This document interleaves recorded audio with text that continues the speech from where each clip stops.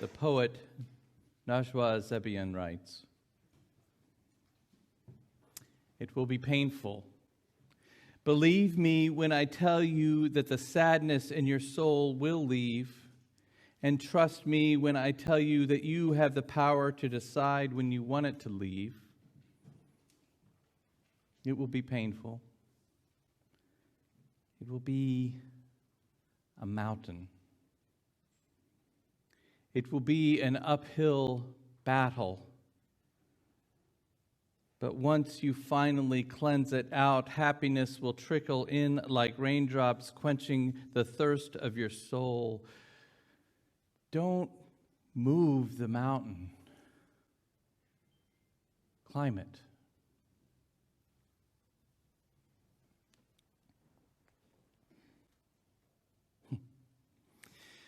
I have read at times that autumn is the season of grief. I'm going to have to call BS on that one. Sorry. Grief comes regardless of season, regardless of time. So often it arises unbidden in times of joy. But sometimes it just kind of sneaks up on us. Sits beside us there on the sofa, on the bench, in the passenger seat, and we turn from our screens, from our book, from our window to find it just there. Grief has no discernible rules about its business.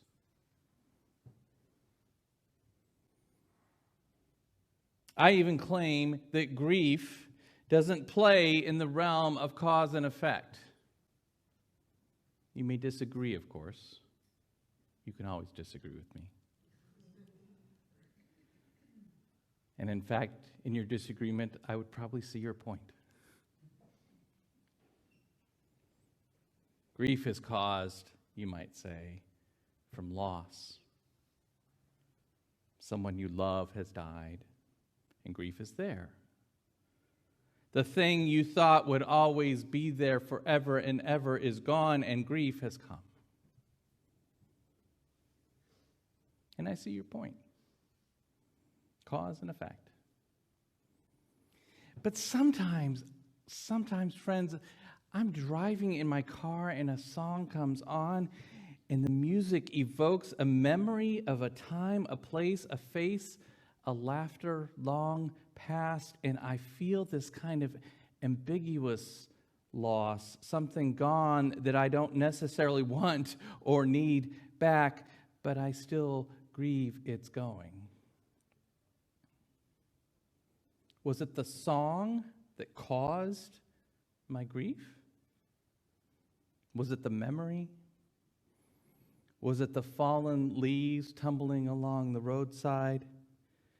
Was it the lingering regret that I didn't say thank you to the woman who handed me my coffee? And I think the answers to my questions lie in that space, that liminal space between yes and no, which is why I suspect that grief doesn't play in the realm of cause and effect.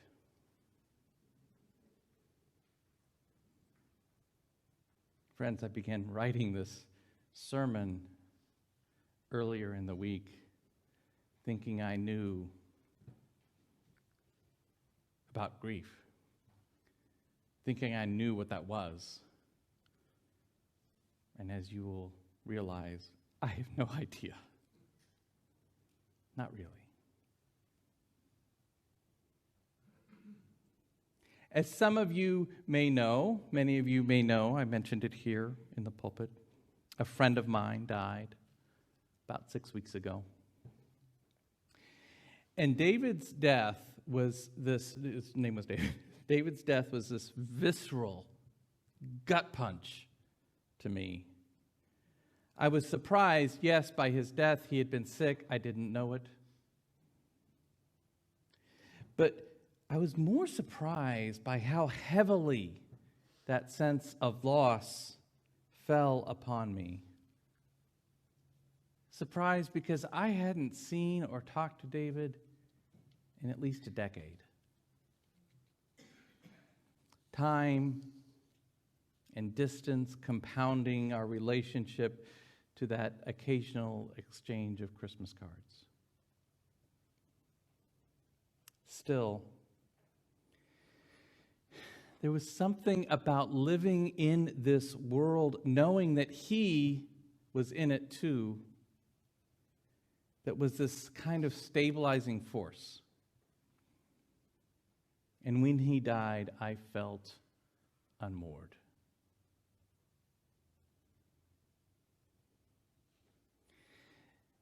But the weird thing is, friends, that hasn't been the case for all losses in my life. They don't all unmoor me. I have lost, like many of you, I have lost people and things and ideas and dreams and memories and loves that were closer to me, whatever closer means, than my friend David. So I have found that there seems to be no measure of closeness or importance or relationship that can be predictor of the weight of the grief. So what is this? What is this thing that we call grief?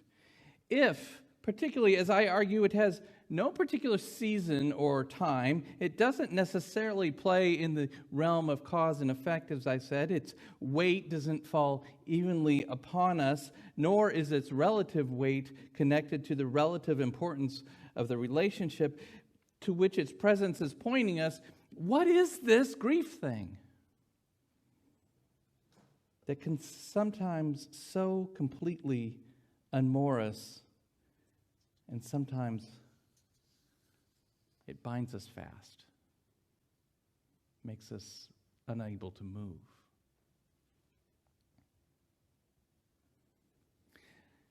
So of course, grief is this embodied signal of loss. All our emotions, I believe, are embodied signals of something. For example, if you feel anger is a signal that a boundary has been crossed, right? And what you have to do in that case is figure out what the boundary was, renegotiate the boundary, or reestablish it. That's a technique of dealing with anger. So grief is this embodied sense of loss. We have lost something, but what I'm trying to point to is that experience of grief itself, its timing, its relative weight, how long it is with us, how often it returns, seems completely disconnected from the presenting loss. Let me give you an example. My father died, it'll be 10 years ago this November. And when he died, I absolutely felt grief. Going through the rituals of memorial and comforting. But to be honest, that grief, the grief at that point in time, felt nothing like the feeling that arises when I clear my throat. And I mean literally when I clear my throat. Because I have noticed over these last 10 years, my dad has been gone, particularly when I am alone and I clear my throat, I hear him. That sound does not come from me. It comes from him, as clear to me as when I was 10 years old.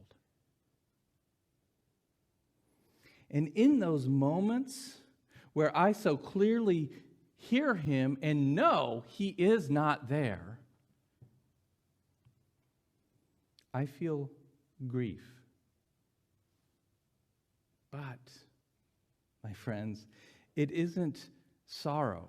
It isn't that sadness. It isn't a tearful grief that I would expect in those moments. There is this kind of peace in it. I clear my throat. I hear him doing the same, and knowing he is not there, I always say out loud, "Hi, Dad."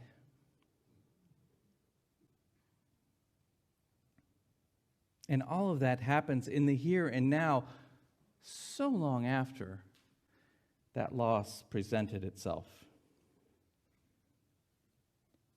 Or perhaps the losses are always presenting themselves. Oh, this grief thing. It's slippery and sticky at the same time. We know that grief is something about sadness, but sometimes it's also filled with hope and longing and ridiculousness and anger, yes, and fear and memory and possibility, and a kind of ineffable transcendence.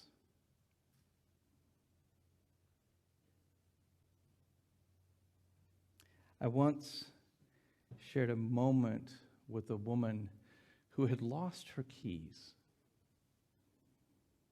And she wept and laughed at the same time. Wept and laughed at the same time.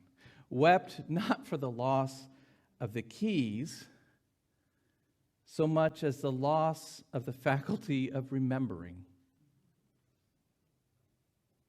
that she valued so dearly, weeping at the onset of forgetting, and laughed that the loss of a set of keys could be so deeply felt, laughed too that she knew that time would lead her to this place of forgetting, but laughed when she recognized it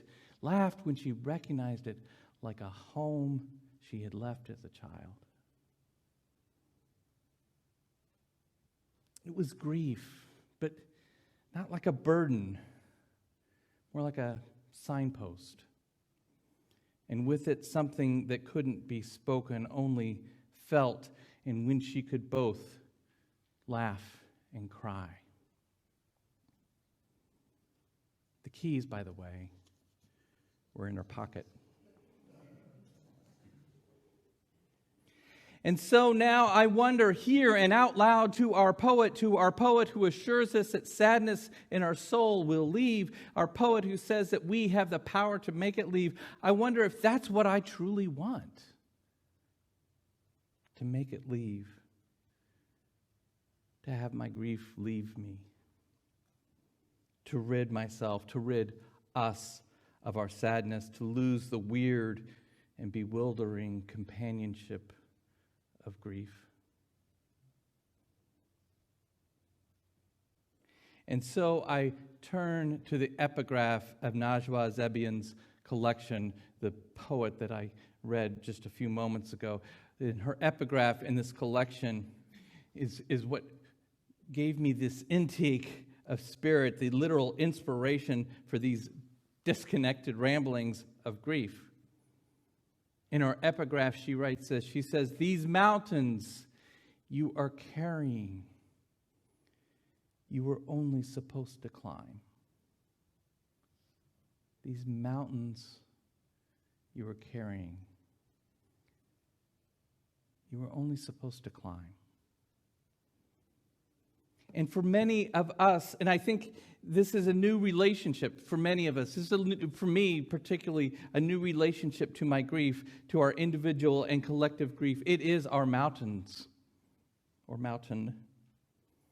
And for many of us, and for too long, we have known not what we should do with this grief.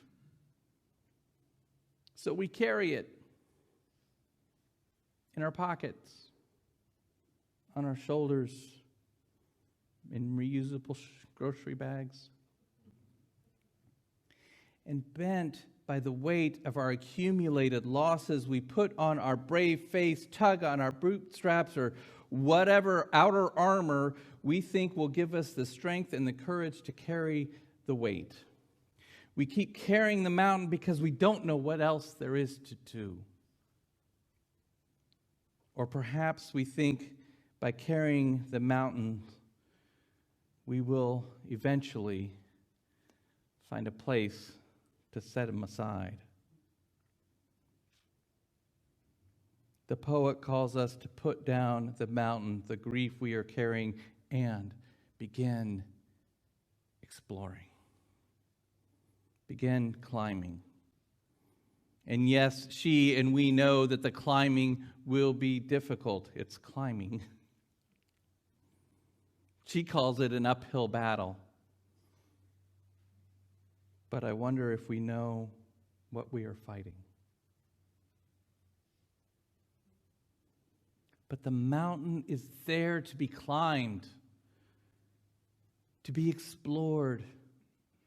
We are meant to feel the grass, the trees, the rocks, the wind, the thinning air, the clouds, the snow as we climb. And this climb takes as long as however it takes.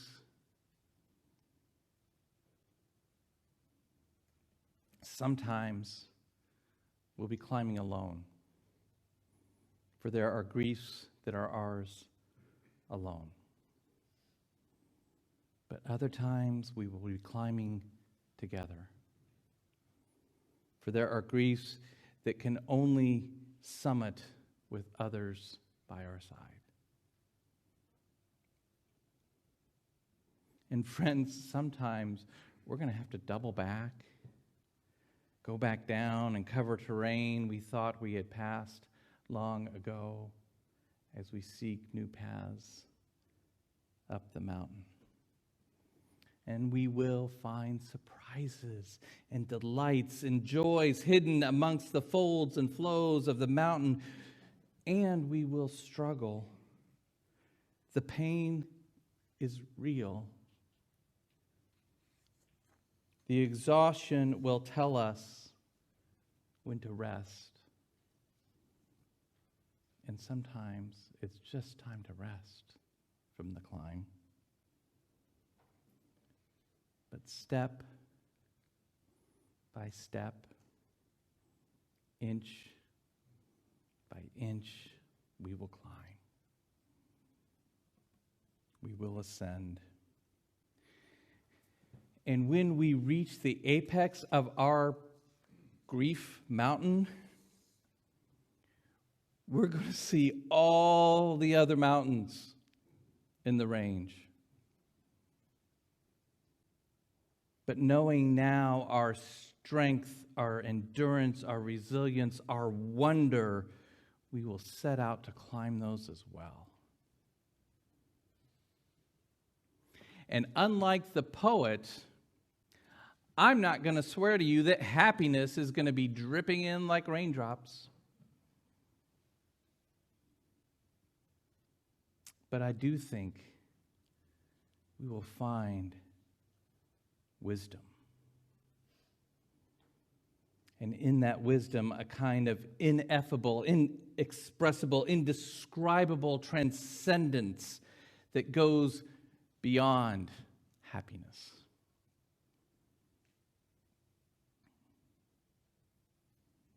Unmoored as I felt a month ago,